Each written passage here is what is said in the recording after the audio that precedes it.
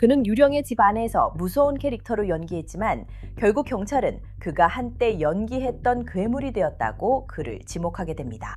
브랜드는 최악의 악입니다. 그는 에런을 칼로 찔러 죽이기로 선택했고 자신의 사랑으로 대해준 사람들에게 엄청난 상실과 고통을 안겼습니다. 우리가 아들이나 형제처럼 대해줬던 사람에게 배신당한 심리적 상처는 결코 치유될 수 없습니다. 우리는 이 공포체험관, 배우를 평생 감옥에 가두게 만든 실제 악몽 같은 사건을 파헤치고 있습니다. 그래서 그는 자신의 샤워실에서 샤워하고 절친의 시신을 토막내려 했던 그 샤워실에서는 샤워하지 말라는 다짐을 스스로에게 하고 있는 거예요. 여기는 로크라임이 제공하는 인사이더 크라임입니다. 저는 엘리자베스 밀러입니다. 피해자는 최근에 대학을 졸업한 청년으로 앞으로의 인생이 창창했습니다. 그의 가족에 따르면 그는 여자친구를 만나러 가던 중에 어릴 적 친구의 집에 잠깐 들르기로 했다고 합니다. 그리고 그 다음에 일어난 일은 누구도 상상하지 못했던 끔찍한 일이었습니다. 2022년 11월 12일 우리는 조지아주 로마에 있습니다. 이 도시는 애틀랜타에서 1시간 반도체 걸리지 않는 곳에 있습니다. 그날 아침 11시가 조금 안 된 시각 로마 경찰서의 한 경찰관이 헤리티지 파크 근처를 순찰하던 중 두 갈에 물에 빠져있는 파란색 토요타 프리우스를 발견했습니다. 그 차량은 최근 대학을 졸업한 한 청년이 운전하던 것과 같은 제조사와 모델이었고 그는 막 아버지에 의해 실종 신고가 된 상태였습니다. 배는 그 후에 여자친구를 만나러 엘라베마로 올라갈 예정이었습니다. 알겠습니다. 혹시 그 사람한테 연락해서 안부를 확인하고 어디에 차가 있어야 하는지 알아봐 줄 수 있나요? 브랜든을 위한 팀이 있는 거예요.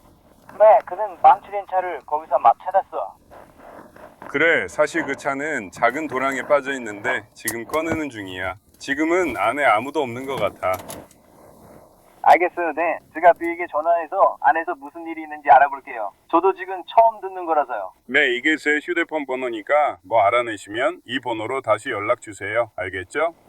알겠습니다. 그렇게 하겠습니다. 좋아요. 아드님의 이름이 뭐죠? 빨리요. 그의 이름은 에런입니다. A-A-R-O-N. 샤운 데이비스입니다. 알겠습니다. 네, 아마 그의 아들 이름으로 등록되어 있을 겁니다. 아들이 운전하기로 되어 있습니다. 지금 그와 확인 중입니다. 네, 그는 거기 없는 것 같아요. 아니요, 그건 몰랐어요. 알겠어요. 그는 저 아래에 없어요. 아들의 이름은 에런 데이비스예요. 에런 데이비스는 21살이고 조지아주 커밍 출신이에요. 파란색 프리우스는 그의 아버지인 크린턴 데이비스 명의로 등록되어 있다고 해요. 그의 아버지는 경찰에게 에런이 여자친구를 만나러 엘라베마로 가는 중이었다고 말했어요. 그런데 지금 에런은 어디에도 보이지 않아요. 그가 도착한 것 같진 않아요. 아니요, 어디 있는지 궁금하네요. 아무것도 없고. 와, 저 아래는 정말 춥네요. 그러니까 가속이 전혀 없어요. 거의 그냥 거기 안에 굴러 들어간 것 같아요. 뭐 그런 느낌이에요. 파킹에 완전히 들어간 건가요? 아니면 뭐 그런 건가요? 네, 아직도 그 사람이 타고 있는 것 같아요. 그렇죠. 아직도 타고 있네요. 춥네요. 계기판에 불이 켜져 있어요. 불이 켜져 있어요. 네, 그러니까 이거 저 불들이 켜져 있어요, 마치. 근데 시동이 걸린 건 아니에요. 저 물은 깊지 않아요. 그 사람이 들어가 있는 것 같지는 않은데, 맞죠? 사건 보고서에서 우리가 알게 된 내용입니다. 데이비스 씨는 그의 아들이 어젯밤 브랜든 라이즈너라는 친구를 방문했다고 말했습니다. 데이비스 씨는 라이즈너 씨가 2020년 11월 11일 오후 10시쯤 애 에런을 마지막으로 봤다고 했으며 그 이후로 아들을 보지도 못했고 연락도 받지 못했다고 말했습니다. 데이비스 씨는 아들 에런 데이비스에게 여러 번 전화했지만 받지 않았고 음성 사서함으로 넘어간다고 신고했습니다. 수사관들은 에런의 마지막 행적을 추적했고 그 결과 바로 브랜든의 집으로 향하게 되었습니다. 저 사람이 그 사람일까요? 야, 무슨 일이야? 저는 롬 경찰서의 가워 경관입니다. 이 모든 일에 대해 후속 조사를 하고 있습니다. 이미 베튼 경관과 조금 이야기하셨고 스톨링스 경관과도 이야기하신 걸로 압니다. 무슨 일이 있었는지 저에게도 설명해 주실 수 있나요? 우리 모두 같은 상황을 이해하고 있는지 확인하고 싶습니다. 모든 사업주분들 잘 들어주세요. 그리고 창업을 생각하고 계신 분들도 꼭 들어보세요. 사업을 운영하는 건 정말 힘든 일이지만 수작업으로 하거나 서로 연동되지 않는 수십 개의 앱에 의존하면서 더 어렵게 만들 필요는 없잖아요. 바로 여기서 저희 스폰서인 오두가 도움이 됩니다. 올두르부터 제조, 배송까지 모든 업무를 원활하게 연결해주는 통합 앱을 갖춘 올인원 비즈니스 관리 플랫폼입니다. 오두를 전문적이고 세련된 영업, 주문서, 인보이스, 공급업체 청구서를 자동으로 생성할 수 있습니다. 그리고 영업 단계마다 영업팀을 자동으로 배정하고 이메일도 자동으로 발송할 수 있어요. 그리고 AI를 활용해 의사결정에 도움이 되는 보고서를 추출할 수도 있습니다. 제조 분야에서는 오두두 앱이 실시간 생산 및 구매 업데이트와 함께 재고를 동기화해 재고가 부족해지는 일을 방지할 수 있어요. 그리고 회계 업무를 업무를 처리할 때도 모든 것이 완전히 자동화되어 있습니다. 오두 인보이스를 생성하고 비용을 추적하며 AI로 데이터를 요약해 수백 시간을 절약할 수 있어요. 가장 좋은 점은 원하는 앱을 선택할 수 있을 뿐만 아니라 맞춤형 워크플로우도 직접 구축할 수 있어서 여러분의 비즈니스 요구에 완벽하게 맞출 수 있다는 거예요. 오늘 바로 오두 전문가와 무료 상담을 받아서 여러분의 비즈니스를 한 단계 더 성장시켜보세요. odoo.com/itc에서 상담하실 수 있습니다. 사건 보고서에 따르면 브랜드는 이미 에런의 차가 발견된 제 방에 있었다고 해요. 보고서에는 이렇게 적혀 있어요. 우리는 에런 데이비스를 찾기 위해 그 지역을 수색하기 시작했지만 그를 찾을 수 없었습니다. 현장에서 저는 나중에 브랜든 라이즈너로 확인된 남성과 접촉했습니다. 라이즈너 씨는 자신이 에런 데이비스의 친구이며 에런이 실종되었다고 말했습니다. 또 라이즈너 씨는 전날 밤 에런 데이비스와 마지막으로 함께 있었던 곳이 그의 집이라고도 진술했습니다. 라이즈너 씨는 새벽 1시 30분쯤 잠에서 깨어나 에런 데이비스가 집에 없어진 것을 알아차렸다고 말했습니다. 이어지는 내용은 다음과 같습니다. 제가 라이즈너 씨를 만났을 때 그는 최근에 울었던 것처럼 보였고 감정적으로 보였습니다. 이 시점에서는 이미 1시간 이상이 지난 상태였습니다. 그리고 이제 브랜든이 전날 밤에 대해 좀 더 깊이 이야기하고 있습니다. 우리는 어제 12시쯤 술을 마시기 시작했습니다. 그래, 너랑 에런이었지? 나랑 그 애였어. 다른 사람도 같이 있었어? 나는 아래층에 내려가서 병을 떨어뜨렸어. 새끼손가락을 베었어. 그리고 오늘 아침에 응급진료센터에 갔어. 그리고 나서 붕대를 감았어. 샤워하고 잠자리에 들었어. 그리고 그 시간 동안 다른 사람은 아무도 여기 없었죠? 부모님도 여기 같이 사세요? 아니면 혼자 사세요? 네, 부모님도 같이 사세요. 알겠습니다. 부모님 지금 여기 계세요? 아니요. 하지만 곧 돌아오실 거예요. 아마 한 3시쯤에 오실 것 같아요. 알겠습니다. 네, 그러니까 지금으로부터 그리 오래 걸리지 않을 거예요. 그래서 너랑 에런은 친구가 된 지 얼마나 됐어? 내가 5학년 때 에런을 처음 만났으니까 그때부터 쭉 친구였어. 알겠어. 그리고 나서 우리가 더 가까운 친구가 된 건 내 생각엔 대략 1학년 때쯤이었어. 알겠어요. 그러니까 마지막으로 그에게서 소식을 들은 게 10시에서 12시 사이였고 당신 방에서 잤나요? 저는 제 방에서 잤어요. 그것도 위층에 있나요? 아니요, 집에 맨 오른쪽 구석에 있어요. 알겠습니다. 그리고 그를 봤을 때 그는 어디에 있었나요? 알겠습니다. 그 아래쪽에요. 맨 위층? 그렇게 부르는 걸로 알고 있습니다. 이건 뭐랄까 복층 구조에 위층에 보너스룸 같은 게 있는 건가요? 네, 복잡한 집이에요.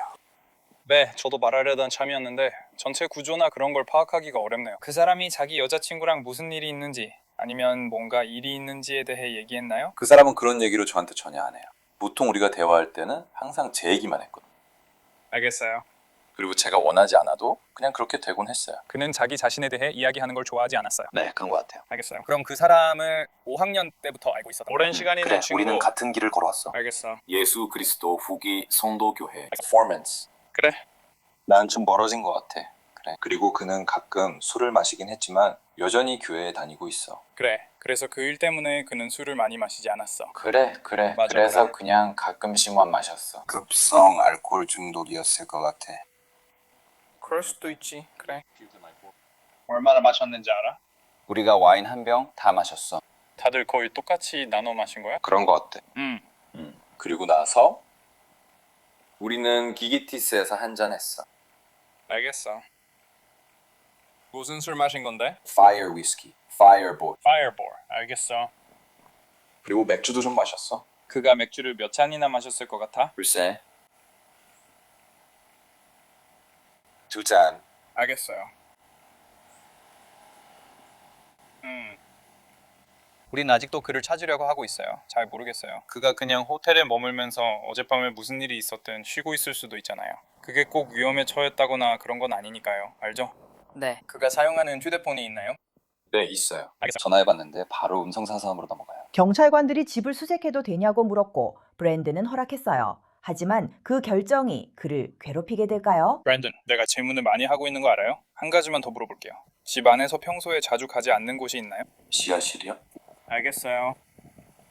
그리고 다락방. 내 말은 2층 다락방 쪽. 공간이야. 여기 문에 열쇠가 꽂혀 있는 그 방 말하는 거야? 아, 맞아. 알겠어. 저기 위쪽인데 오른쪽으로. 나는 저쪽에는 자주 가지 않아. 왜냐하면 거긴 으스스하고 불쌍한 느낌이 들어서. 그게 나랑 나한테 같이 여기 들어와 줄 수 떠올리게. 있어? 그냥 내가 어디로 가야 하는지 보여주고 그런 것 때 말이야. 이러면 좀 더 쉬워져. 왜냐면 나는 네 부모님이 자주 가는 곳에는 가고 싶지 않거든. 그분들 공간을 침범하고 싶지 않으니까. 알지? 네가 보고 싶은 곳. 잠깐만. 그가 가지 않는 곳에 내가 가지 않도록 나랑 같이 걷게 할 거야. 이건 중요해. 알겠어. 여기 여기가 우리 부모님이야. 침대, 알겠어. 그리고 고백할 게 있어. 평소에는 여기 안 거기서 들어가는 거야? 몇 번 목욕을 했어. 왜냐면은 거기가 제일 좋은 욕조가 있거든. 이건 보통 수학에서 하는 거야. 숙련도? 나는 위층에 있는 모든 아이들의 빨래를 해왔어. 알겠어. 어쨌든 그건 내 물건이야. 어떻게 생각해? 그는 그들 사이에 어떤 성적인 관계도 없다고 했지만 내가 그 질문을 했을 때 그렇게 충격받은 것 같지는 않았어. 그래서 그가 거짓말을 하는 건지 아닌지 잘 모르겠어. 그럴 수도 있어. 내 생각에 여자친구는 뭔가 있다고 생각하는 것 같은데 직접적으로 말하지는 않았어. 그의 여자친구 어머니가 그가 양성애자라고 말했어. 그리고 그들은 며칠 동안 얘기하지 않았고 같이 만나서 놀 때도 그녀에 대해 절대 얘기하지 않아. 처음에는 아무 이상한 점이 없어 보였지만 경찰관들이 아론이 머물고 있던 방에 갔을 때 상황이 달라졌어. 침대 옆에도 상당한 양의 피가 있었어. 토한 것보다 훨씬 더 많은 양이었지.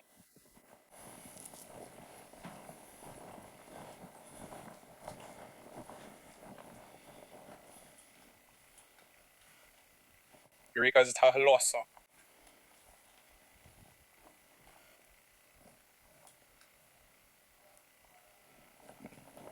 꽤 오래된 것처럼 보이지만 피 위에 던져진 걸 수도 있겠네. 그래 보이네.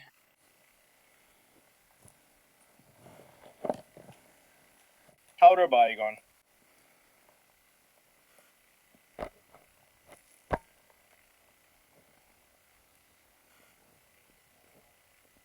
저렇게 피를 토하는 건 이상해.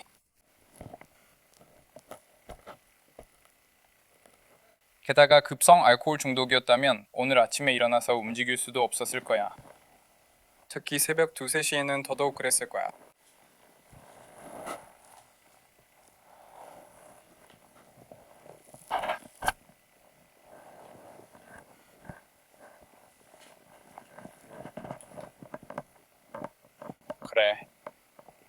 그래 옆에. 그건 말이 안 됐어.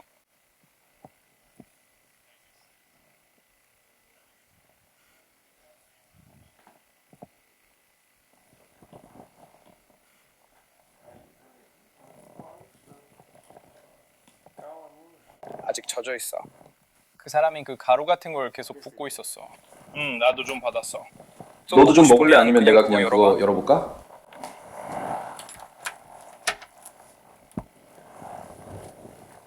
아무것도 아니.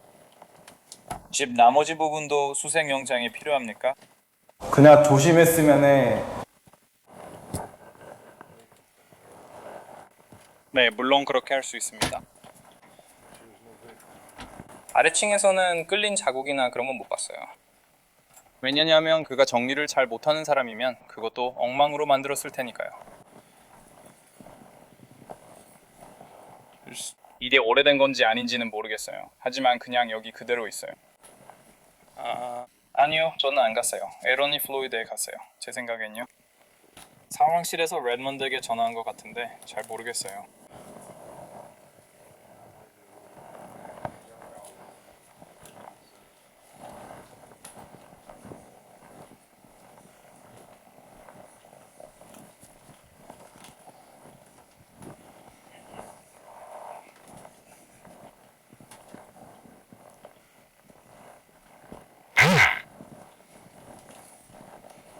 여기도 불이 났어요. 장비 좀 작용할게요. 모르겠어요. 거긴 안 봤거든요.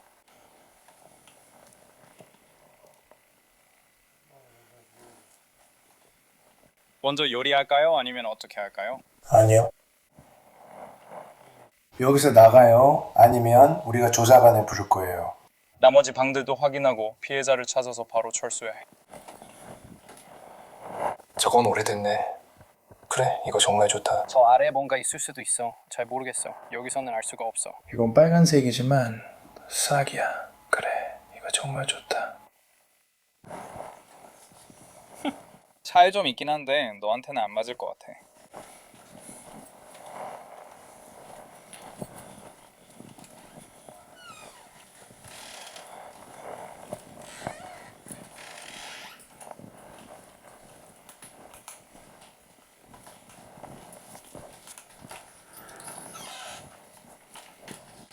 시트는 여기 있어.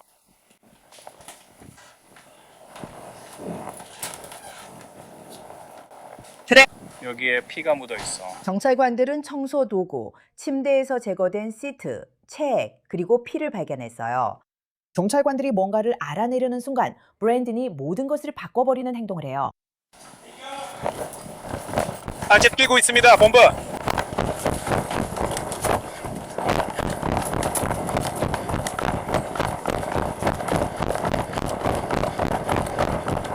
그게 뭐야? 공통점이 뭐야? 자기들을 바닥에 뒀어.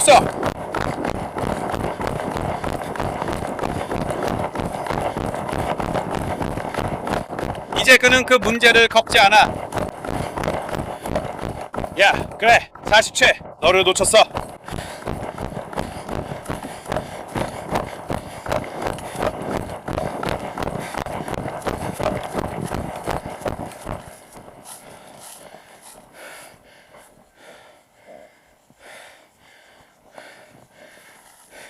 아직도 보고 있지. 본부, 그를 놓쳤습니다. 스나스나시의 거인은 보통 햅돌집입니다.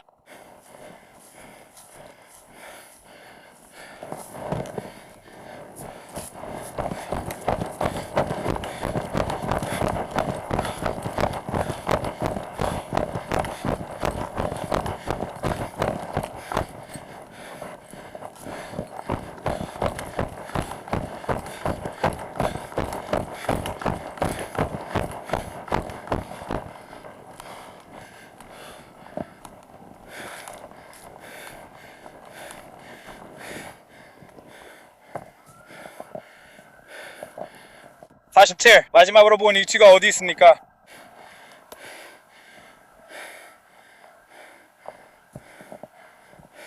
사실 마지막으로 목격된 지역은 라포트와 콜리누드입니다. 경찰관 팀이 있는지 확인해 주세요. 브랜든은 완전히 사라졌어요. 경찰관들은 그의 집으로 돌아가서 범죄 현장을 확보합니다. 그가 어디로 갔을까요? 어쩌면 그의 가족이 알 수도 있겠죠. 이웃이 바로 브랜든의 부모님께 전화를 합니다. 알겠습니다. 그는 스피커폰을 사용하고 있습니다. 네, 스피커폰으로 하고 있어요. 안녕하세요, 선생님. 저는 로마 경찰의 스테일리 중위입니다.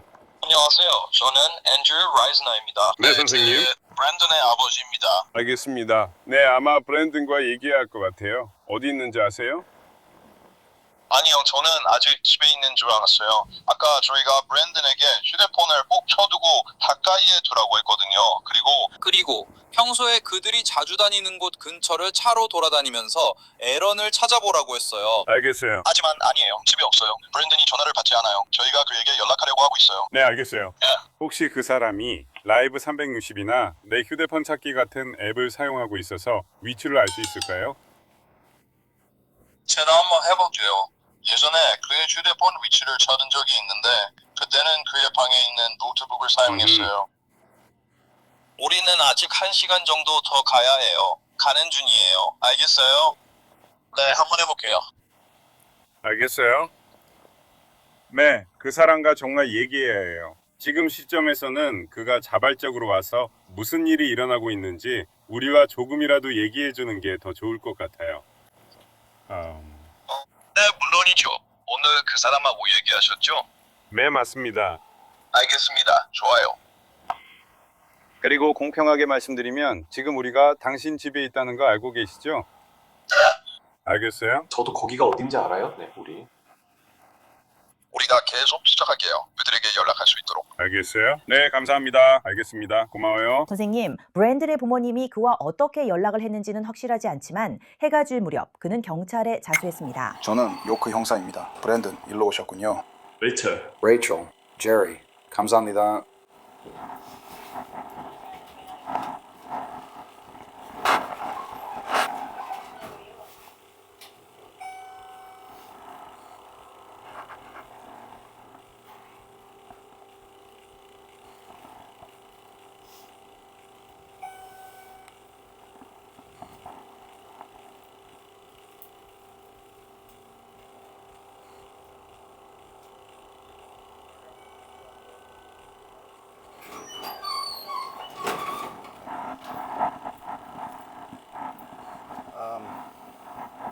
레이첼, 제레미 두 분은 여기 앉아 계세요. 저는 저쪽으로 데리고 가서 얘기할 거예요. 그리고 나서 질문이 좀 있겠죠. 따로 얘기하고 싶으신가요? 누군가를 보내서 팀을 꾸려야겠어요. 알겠습니다. 그럽시다. 금방 돌아올게. 알겠지? 좋아요. 다들 자리에 앉아주세요. 금방 다시 올게요. 알겠죠?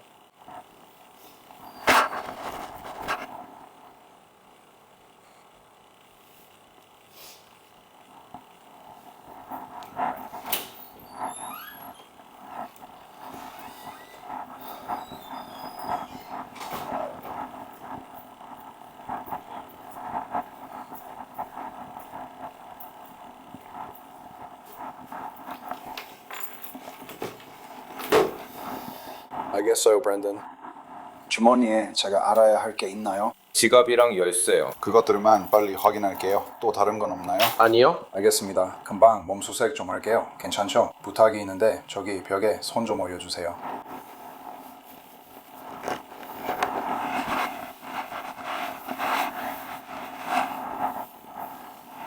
거기 괜찮으세요? 앉으세요.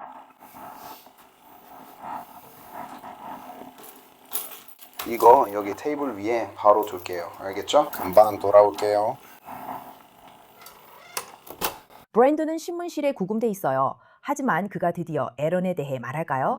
질문을 하기 전에 당신의 권리를 이해해야 합니다. 당신에게는 묵비권이 있습니다. 당신이 말하는 모든 것은 법정에서 불리하게 사용될 수 있습니다. 당신은 질문을 받기 전에 변호사와 상담할 권리가 있으며 신문 중에도 변호사를 동석시킬 수 있습니다. 변호사를 선임할 형편이 안 된다면 원할 경우 신문 전에 변호사가 지정될 것입니다. 지금 변호사 없이 질문에 답하기로 결정하더라도 변호사와 상담할 때까지 언제든지 질문에 대한 답변을 중단할 권리가 있습니다. 알겠습니까? 여기 바로 이 부분입니다. 이게 바로 당신이 서명할 내용입니다. 당신이 자신의 권리를 이해했다는 것을 말하는 거죠. 저는 지금 이 시점에서 변호사 없이 진술을 하고 질문에 답변할 의사가 있습니다. 저는 제가 무엇을 하고 있는지 이해하고 있습니다. 위에 적힌 저의 권리에 대한 설명을 들었습니다. 저에게 어떤 약속이나 위협도 없었고 현재 어떤 종류의 압박도 가해지지 않았습니다. 저는 제 권리를 이해합니다. 저는 원합니다. 변호사를 원합니다. 당신은 변호사를 원하시는군요. 브랜든이 말을 하지 않으니까 아마 그의 부모님이 더 많이 알고 있을지도 몰라요.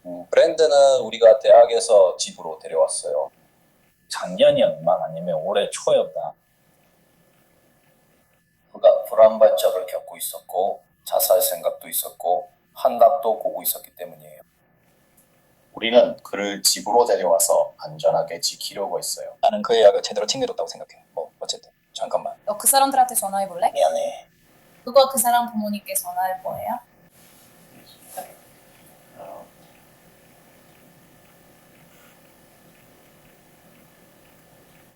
브랜든이 방금 갔어. 너희 집에 있었어? 그랬던 것 같지 않아. 아니야. 우린 지금 타지에 있어. 그래, 우린 사우스캐롤라이나에 있었고 오늘 아침 9시나 10시쯤 브랜든한테서 전화가 왔어. 여기 레이첼한테도 전화했지. 그리고 물어보고 있었어. 아버지가 뭘 마셨는지에 대해서. 그리고 어제는 정오부터 술을 마셨다고 했어. 그리고 그는 그래 손을 베었거나 뭔가 그런 일이 있었대. 그래서 청소를 하기 원했어. 아버지가 위층 카펫에 토한 걸 알게 되는 걸 원하지 않았거든. 그래, 우리가 들은 건 그게 다였어. 그리고 한두 시간이 흘렀지. 오리의 엄마가 우리랑 아론 데이비스의 엄마 사라에게 전화를 했어. 그리고 그녀에게 물었지. 그녀는 오비에게 그녀의 차가 발견됐다고 말했어. 그리고 아론이 어디 있는지 모른다고 했지. 우리는 추측했지. 아니면 그들이 브랜든에게 바로 다시 전화했어. 제니퍼 이후에. 그리고 말했어. 에런이 어디 있는지 안다고. 알잖아요. 그런 식의 말을 했다고. 2층에서 토한 걸 언제 발견했나요? 저는 이렇게 생각했어요. 만약 그가 술에 취해서 토했다면 왜 아무도 그가 치우도록 도와주지 않았는지 궁금하다고요. 그리고 그는 말했어요. 아니요. 그는 10시쯤 잠자리에 들었다고 했어요. 10시쯤 잠자리에 들었대요. 그래서 그가 1시나 2시쯤 일어났을 때 그가 올라와 보니 에런이 없었어요. 그는 토사물이 있었다고 했어요. 그리고 아마 손가락을 베었거나 그런 것 같다고 했어요. 그게 그가 말한 전구예요. 그리고 나서 나는 그에게 차가 있던 곳으로 가서 그를 찾기 시작하라고 말했어요. 제 4번째 이후로요. 그리고 그동안 우리는 짐을 쌌어요. 우리는 휴가 중이었거든요. 우리는 짐을 쌌어요. 그리고 저는 여기서 아론을 찾는 걸 도와주려고 텐닥을 데려왔어요. 그래서 우리는 대략 도착했어요. 내 추측인데 해가 지기 30분 전쯤 도착했던 것 같아요. 그래서 아마도 우리는 아론에게 우리가 랜스 언더 마우스에 있다고 말했던 것 같아요. 랜스 언더 폴리스. 우리 길을 가고 있었고 우리는 그랜드 피날레를 하고 있었어요. 그리고 그는 제가 말씀드리자면 그냥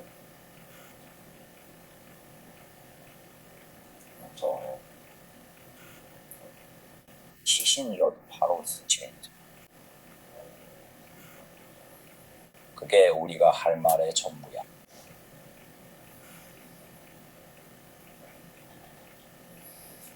그는 방금 카일에게 변호사를 원한다고 말했어. 그래서 그 일 때문에 더 이상 진행할 수 없고 그래서 우리가 그가 변호사를 구할 시간을 주기로 했어. 브랜드 라이즈너는 사법방해 혐의로 체포됩니다. 하지만 며칠 후 수사관들이 헤리티지 파크에서 몇 마일 떨어진 텀린 드라이브에서 어떤 사실을 발견하면서 그 혐의는 더 중대한 것으로 변경됩니다. 경찰은 그 시신이 에런 데이비스임을 확인했습니다. 브랜드 라이즈너는 에런의 살인 혐의로 기소됩니다. 두 검 결과 에런은 여러 차례 칼에 찔려 사망한 것으로 밝혀졌습니다. 하지만 만약 브랜든이 그 일을 저질렀다면 그가 초등학교 5학년 때부터 알고 지낸 친구를 죽일 동기가 도대체 무엇이었을까요? 우리는 아마도 완전히 알 수 없을 것입니다. 브랜든은 법정에서 재판을 받지 않았습니다. 2024년 브랜든은 중범죄 살인, 중범죄 폭행, 중범죄 상해, 타인의 사망 은폐, 시신 유기, 절도 등 12가지 혐의에 대해 유죄를 인정했습니다. 이제 2024년 7월로 넘어가 보겠습니다. 브랜든은 체포됐을 때와는 완전히 다른 모습이 되었지만 자신의 운명을 알기 위해 조지아 법정에 출석했습니다. 선고 공판에서 우리는 처음으로 아론의 죽음에 대한 끔찍한 세부 사항을 들었습니다. 총 40군데의 자상, 머리에 6군데, 목에 4군데, 몸통에 21군데이 있었습니다. 왼쪽 팔에 2번, 오른쪽 팔에 7번의 자상이 있었습니다. 복부와 한쪽 팔, 어깨 부위 주변에도 절단을 시도한 흔적이 있었습니다. 하지만 우리는 절단이 나중에 일어난 것으로 보고 있습니다. 사진이 몇 장 있긴 한데 많지는 않습니다. 이 부상들 중 일부를 보여드리기 위해서인데 제가 이 부상들과 관련된 출혈의 정도에 대해 이야기할 예정이기 때문입니다. 이것이 아론의 앞모습과 뒷모습입니다. 부상들은 검시관에 의해 알파벳 체계로 표시되었습니다. 그리고 말씀드리고 싶은 것은 목의 앞과 뒤 모두에 심각한 부상이 있다는 점입니다. 이쪽 측면에 따라 아래로도 부상들이 있습니다. 그 부상들은 I로 시작해서 J, K, L로 이어집니다.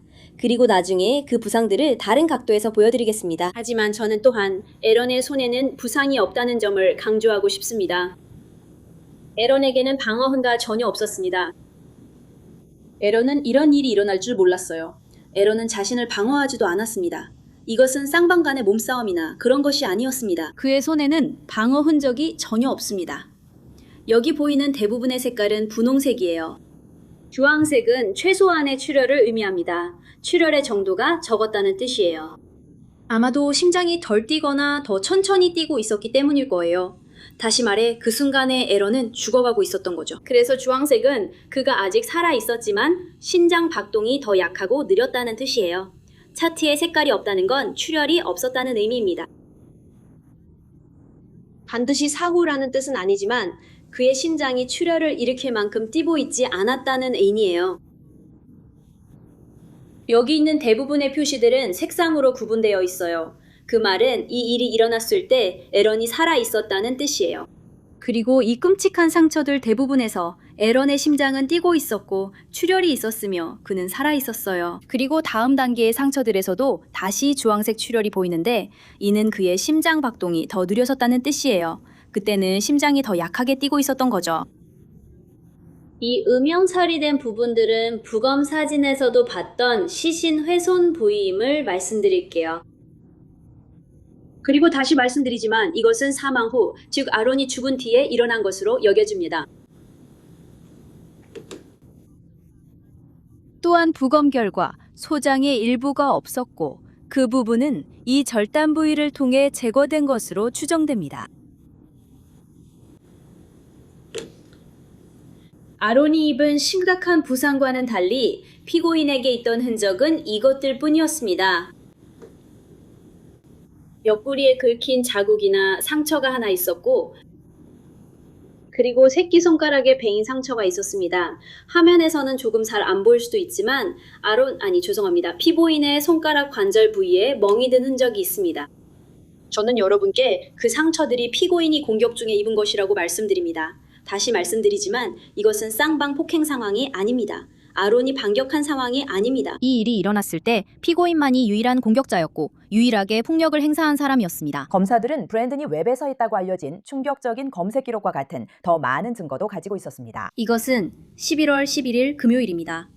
이 시점에서 에런은 이미 사망했습니다. 피고인은 이미 에런을 죽였습니다. 그리고 그는 시트와 담요에 대해 계속해서 검색하고 있습니다.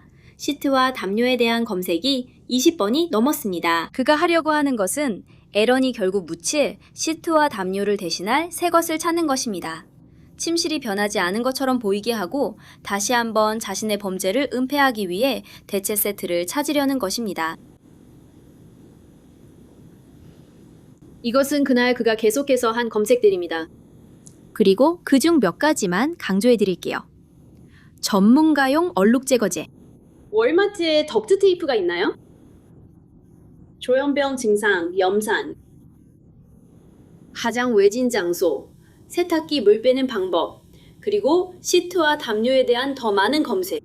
그리고 이 모든 것들이 그가 자신의 범죄를 은폐하려고 한다는 것을 나타내요. 그는 카펫에서 피를 지우기 위해 얼룩 제거제를 찾고 있어요. 그는 결국 그날 오후 6시쯤 월마트에 가서 덕트 테이프를 구입해요. 그리고 그 덕트 테이프로 에런을 담요에 감싸서 결국 그 담요에 쌓인 채로 묻어요. 영사는 제프리 다머가 일부 피해자들에게 사용해서 유명하죠. 피고인은 그가 검색했어요. 가장 외진 장소. 결국 그는 에런을 외진 곳에 묻었어요. 그래서 그건 시신을 어떻게 처리할지에 대한 검색의 일부였죠. 이 시점에서는 아직 에런을 묻지 않았어요. 왜냐하면 덕트 테이프도 없었고 장소도 아직 찾지 못했기 때문이에요. 그러니까 세탁기 물 빼는 방법. 경찰관들에 따르면 다음날 세탁실에서 피 묻은 시트가 발견될 거예요. 그래서 그는 이미 걱정하고 있었어요. 왜냐하면 이런 것들을 세탁기로 세탁하려고 했기 때문이에요. 또한 범죄를 은폐하려고 이리저리 검색하는 와중에도 그는 노인을 위한 나라는 없다 영상을 보고 있었어요. 이 영화는 살인자가 주인공인 공포 영화로 그의 폭력적인 범죄에 초점을 맞추고 있어요. 그리고 그가 밖으로 나가면서 그리고 피고인이 특히 시청한 영상 중 하나는 살인자가 부상을 입고 약국에 가야 하는 장면이에요. 그래서 그는 약국에 들어가기 위해 주위를 돌리려고 차를 폭파시켜요. 이때 피고인도 부상을 입었어요. 그는 나중에 자신의 손가락에 난 상처를 어떻게 해야 하는지 검색하게 돼요. 하지만 가장 친한 친구의 시신을 어떻게 처리할지에 대한 모든 검색 사이에 그는 폭력적인 살인마가 나오는 공포영화 영상을 시청하고 있다는 점이 흥미로워요.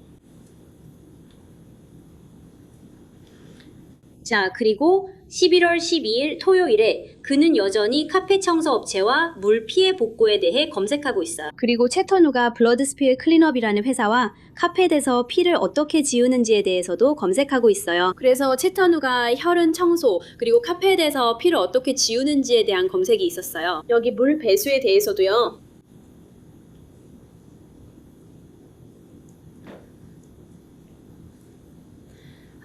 이 일이 있기 며칠 전에도 그는 인터넷에서 흥미로운 검색을 했어요. 그중 하나는 뻐꾸기 둥지 위로 날아간 새 책이었어요. 그건 유명한 책이지만 줄거리는 한 사람이 중범죄로 유죄 판결을 받을 상황에서 그래서 감옥 대신 정신병원에 가기 위해 정신 이상인 척을 해요. 집에 도착하면 마지막 3곡 일정 잡아둬. 그건 그가 음악을 올렸던 유튜브 채널을 언급한 거예요.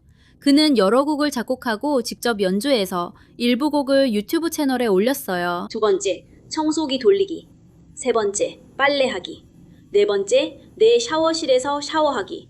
이건 중요한데 에런의 시신이 게스트 샤워실에서 토막 처리돼 가기 때문이야. 그래서 그는 자기 자신에게 자기 샤워실에서 샤워하라고 상기시키는 거예요. 절대 자기 절친의 시신을 토막 내려 했던 그 샤워실에서 샤워하지 말라고요. 그는 목욕도 하라고 적어놨어요. 다시 말해 청결에 집착하고 있는데 아마도 아직 몸에 남아있을지 모를 증거를 없애려는 시도일 수 있어요. 그리고 또다시 청소기 돌리기와 빨래하기, 이것들도 역시 은폐하려는 시도와 관련이 있어요. 하지만 그는 또 자신의 새엄마인 레이첼에게 문자로 알리바이를 꾸미라는 식의 뇌물을 남겨요. 레이첼에게 아론이 심하게 토했어. 피도 좀 섞여 있었던 것 같아. 내가 깼을 때 그는 이미 없었어. 라고 문자라고 적어놨어요. 그래서 그는 실제로 살인 후 해야 할 일 목록에 자신의 거짓 알리바이 이야기를 적어놨어요. 그리고 그의 휴대폰 기록을 보면 그가 실제로 다음날 아침에 레이첼에게 전화를 걸었다는 걸 알 수 있어요. 그러니까 그런 면에서 그는 자신의 할 일 목록을 실제로 따른 거죠. 휴대폰에서 메모가 정리되는 방식은 가장 최근에 수정된 메모가 맨 위에 나타나는 거예요. 그래서 이 메모는 실제로 살인 후 할 일 목록 위에 있었어요. 그 말은 이 메모가 그 이후에 수정되었거나 확인되었거나 작업이 이루어졌다는 뜻이죠. 그리고 우리는 살인 후 할 일 목록이 살인사건 이후에 작성된 걸 알고 있으니까요. 이 메모 역시 살인사건 이후에 작성된 거예요. 이건 그의 노래 가사 중 일부로 보이네요. 그리고 제가 강조하고 싶은 부분이 바로 여기 있어요. 그는 자신의 혀와 피에 질식할 때까지 비명을 질렀어요. 그의 비명은 혀를 삼키면서 가래 끓는 소리로 변했죠. 저는 피고인이 에런의 죽음을 묘사하고 있다고 생각해요. 그의 비명은 자신의 혀를 삼키면서 가래 끓는 소리로 변했어요. 그의 할 일 목록을 기억하신다면 맨 처음에 있었던 것이 음악에 관한 것이었어요. 음악은 분명히 피고인에게 매우 중요한 것이었죠. 그리고 이 곡은 비교적 새로운 곡이었지만 그는 살인사건 이전에 만들었던 예전 곡들도 가지고 있었어요. 그리고 제가 그 중 하나를 가져왔어요. 제목은 What You Do입니다. 그리고 제가 중요하다고 생각하는 부분을 강조해드릴게요. 네가 무엇을 하든 상관없어. 누군가를 죽이든 누군가를 사랑하든 미래는 계획할 수 없어. 신이 너를 위해 이미 결정했으니까. 내가 그냥 작은 장난감이라고 생각해도 괜찮아. 그리고 만약 이것들이 그의 철학을 보여주는 것이라면 그건 위험한 철학이에요. 모든 책임을 회피하는 철학이죠. 만약 자유의지가 없고 모든 것이 이미 정해져 있다면 행동에 대한 결과도 없어요. 그리고 절제를 할 이유도 전혀 없죠. 그래서 그건 위험한 철학이에요. 그리고 그건 후회를 보여주지 않는 철학이기도 해요. 그런 철학에는 후회가 없어요. 왜냐하면 아무 상관이 없다고 여기니까요. 이 모든 증거가 법정에서 드러난 후에도 변호인 측은 여전히 브랜든에게 결국 가석방이 허락되어야 한다고 주장해요. 그날 밤에 일어난 비극은 그건 고칠 수 없는 일이에요. 그리고 저는 지금 데이비스 가족이 느끼는 감정을 감히 상상조차 할 수 없습니다. 하지만 우리는 여기 판사님, 일종의 절차를 위해 왔습니다. 바로 선고를 위해서입니다. 피해자 가족 모두의 진술서가 듣기에 정말 힘들었습니다. 하지만 저는 브랜든을 대신해서 변호하고 있습니다. 저는 그가 30년 형보다 일찍 풀려나야 한다고 말하는 게 아닙니다. 저는 완전히 합법적인 것 외에는 아무것도 제안하지 않습니다. 저는 자비를 호소하고 있습니다. 저는 형평에 따른 주장을 하고 있습니다. 저는 예전에 조금 더 나은 치료를 받았거나 조금 더 나은 의사를 만났더라면 어땠을까 싶은 그 아이를 위해 변론하고 있습니다. 이런 일은 절대 일어나지 않았을 거라고 생각합니다. 브랜든 라이저는 선고 공판에서 아무 말도 하지 않았고 판사에게 최종 판결을 내리겠습니다. 저는 이 두 젊은이가 사랑받아 왔기를 바랍니다. 그들의 인생 내내 그리고 여러분 모두가 엄청난 고통을 겪고 있다는 것을 압니다. 레이저너 가족을 포함해서요.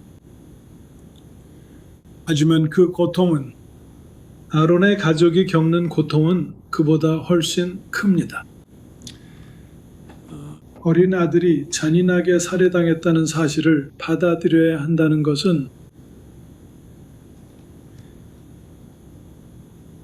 상상조차 할 수 없는 일입니다. 저는 여러분의 아론에 대한 따뜻하고 사랑스러운 추억과 당신의 신앙이 여러분께 위로가 되기를 바랍니다. 여러분의 삶이 계속되는 동안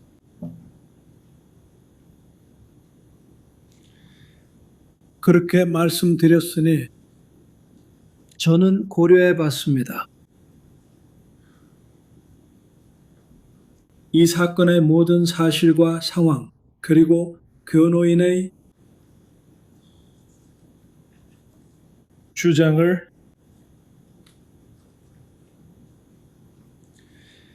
그리고 저는 결론을 내렸습니다.